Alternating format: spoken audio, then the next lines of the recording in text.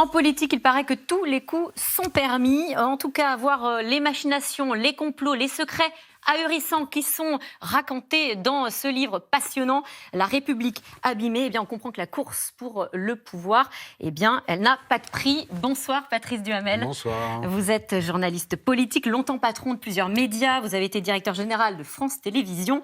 Vous êtes l'un des plus fins connaisseurs des arcanes de la Ve République, que l'on découvre dans ce livre sous son jour le plus noir, La République abîmée. C'est un livre coécrit avec Jacques Santamaria. Vous passez en revue 10 scandales qui ont ébranlé la France, de Ben Barka à Markovitch, de l'affaire Robert Boulin à l'affaire Allègre. C'est un concentré de corruption, de crimes odieux, de coups tordus. Patrice Duhamel, qu'est-ce qui fait que vous avez sélectionné ces 10 affaires? Est-ce qu'il y a un fil rouge entre elles? Il y a deux fils rouges. Le premier, c'est le mystère, parce que toutes ces affaires, soit elles sont encore mystérieuses, parce qu'on ne sait pas tout sur la manière dont elles sont déroulées, et puis aussi des leçons contemporaines que l'on peut tirer de toutes ces affaires. Mais on aurait pu en traiter 30, 40, on avait choisi d'en traiter 10, et puis c'est aussi un choix subjectif. C'est aussi des affaires qu'on avait envie de raconter, parce qu'on a considéré, Jacques Santamaria et moi, qu'elle racontait aussi quelque chose d'important de la période pendant laquelle elles se sont déroulées. Alors, qu'est-ce que justement vous avez cherché à démontrer derrière ces scandales, ces machinations? Vous écrivez, ce sont des affaires qui disent beaucoup d'une époque, du fonctionnement d'un pays et plus largement de la nature humaine.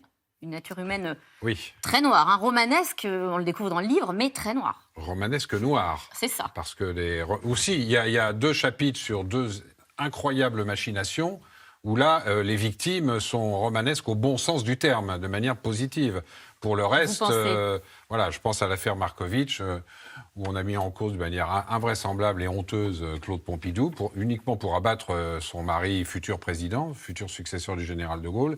Et puis l'affaire Allègre dont vous parliez, où on a mis en cause de manière tout à fait odieuse et invraisemblable, sans aucune preuve, parce qu'il n'y avait rien, tout simplement, Dominique Baudis.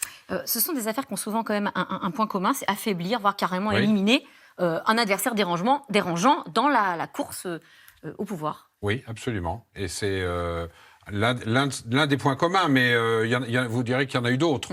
Donc, on ne pouvait pas tout traiter. On aurait pu parler de l'affaire Cahuzac, des écoutes téléphoniques sous Mitterrand. Il fallait faire un choix, voilà. Mais ces affaires disent...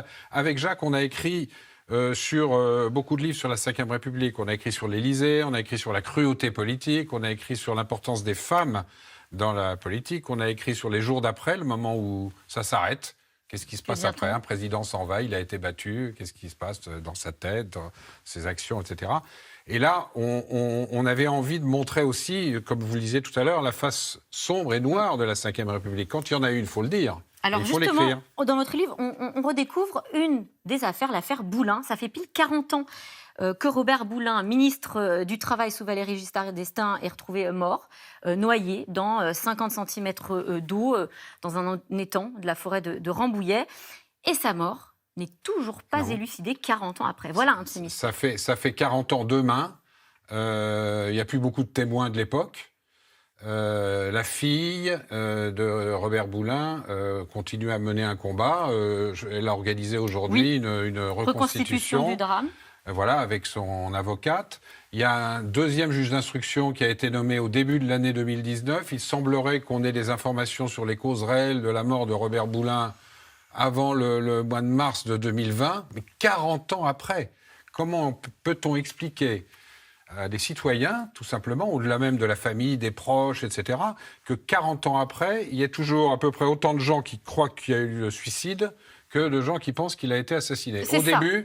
Au début, moi, comme tout le monde, j'ai vraiment cru au suicide. Je l'avais rencontré dans une grande émission de radio 10 jours avant sa mort. Je l'avais trouvé à la fois combatif sur l'affaire dont il était en réalité la victime, qui était une affaire immobilière sans grand intérêt, mais il était totalement innocent.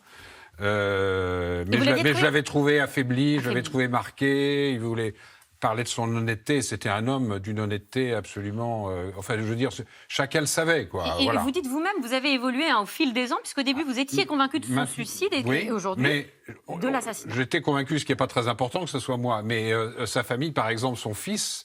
Dans le livre, il y a des extraits de la lettre que son fils écrit au président Giscard d'Estaing quelques semaines après la mort de son père, où il explique pourquoi son père s'est suicidé. Et puis la famille, comme des journalistes, pas tous, ont bien vu qu'au fur et à mesure, 1 an et demi, 2 ans, 3 ans après, il y avait des choses tout à fait étonnantes. Une autopsie qui a été bâclée, ce qui fait qu'aujourd'hui... Un corps couvert d'hématomes. Oui, absolument. Alors, je ne sais pas si la reconstitution d'aujourd'hui permettra d'apporter quelque chose, mais elle n'était pas organisée par la justice, donc je ne sais pas. On verra avec ces 2 juges d'instruction ce qu'il en sort. En tout cas, aujourd'hui, le mystère reste entier et on n'est pas sûr qu'on saura un jour. Alors peut-être qu'il y a des pièces quelque part qu'il faudrait déclassifier dans les anciens renseignements généraux, que sais-je en tout cas. Mais c'est une affaire aussi mystérieuse que l'affaire Ben Barka. En un mot... dont c'est l'anniversaire aussi triste demain. Oui, c'est 29 octobre 65, donc demain ça fera 54 ans.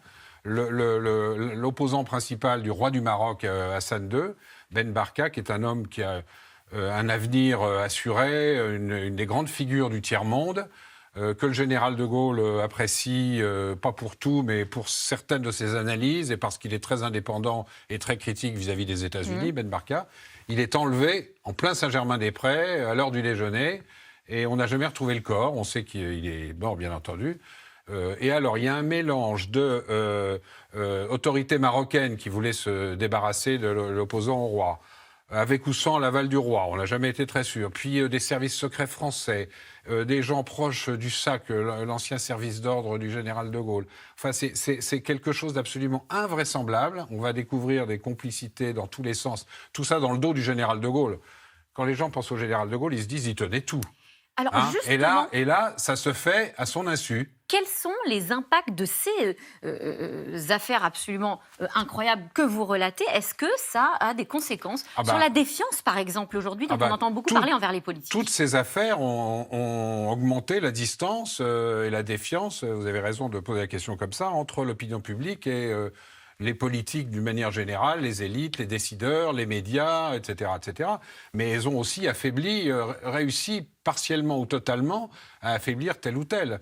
Est-ce que ça a changé, ça, aujourd'hui? Non, mais le général de Gaulle, par exemple, un mois après, il n'y avait pas que ça, mais un mois après l'affaire Ben Barka, il est mis en ballottage. Ce qui stupéfait la France entière, qui n'imaginait pas que c'était possible. Aujourd'hui, bien sûr, la dernière affaire... Ça a changé dans le monde politique, parce que c'est vrai que là, on parle de cadavres, d'assassinats, de disparitions. À côté, ce qu'on vit a l'air beaucoup plus calme. Oui, non, mais l'affaire de Rugy ou l'affaire Benalla, ça n'a absolument rien à voir. Nous, on a traité d'affaires qui avaient un retentissement prolongé, avec un impact sur la société française et sur l'actualité. L'affaire Fillon, qui est la dernière que nous traitons, là, au moins, on savait qu'il avait reconnu ses erreurs, et c'est pas que ça a contribué à sa défaite, c'est que ça a été à l'origine de sa défaite. Une dernière question, quand même, sur ces scandales dont vous parlez, qui ont tous eu lieu, la plupart avant l'ère du tout numérique, des réseaux sociaux. Est-ce qu'ils auraient eu les mêmes conséquences aujourd'hui? Non, mais votre question est apocalyptique.